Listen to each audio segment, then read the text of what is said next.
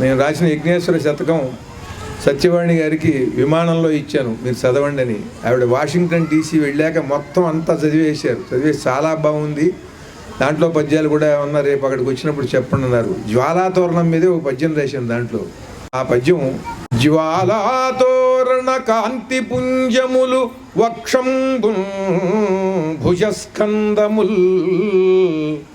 జ్వాలాతోరణం వెలిగించినప్పుడు ఆ కాంతి పుంజాలు అవి చూస్తే మొత్తం అలా ఎంత విశాలంగా కట్టారు కదా తోరణం, అది అగ్నిదేవుడి యొక్క వక్షస్థలంలాగా ఉంటుందండి.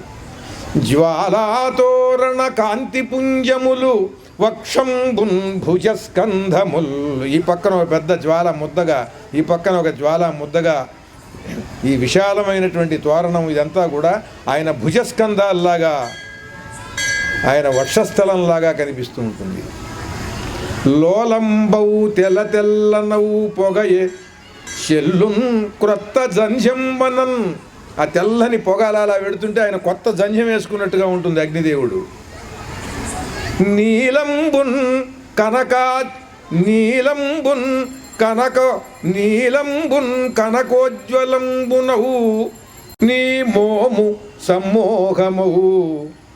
ఆయనకి 2 ముఖాలు ఉన్నాయి అగ్నిదేవుడికి. ఒకటి నీలంగా ఉంటుంది ముఖం, తర్వాత ఎర్రగా ఉంటుంది. ఆ బంగారు వర్ణంతో కూడుకున్నటువంటి ఎరుపుది. నీలంబవు కనకోజ్వలంబునగు నీ మోము సమ్మోహమవు. హాళింద్రేగడి నిప్పురవ్వలవి నీ హాసాలు యజ్ఞేశ్వరా. విలాసంగా అలా నిప్పురవ్వలు రేగుతుంటే అవన్నీ ఆయన చిరునవ్వుల్లాగా ఉంటాయి. ఈ జ్వాలాతోరణాన్ని ఆ దృష్టితో చూడండి, మీకు అగ్నిదేవుడు ప్రత్యక్షం అవుతాడు. అందుకని చెప్పాను.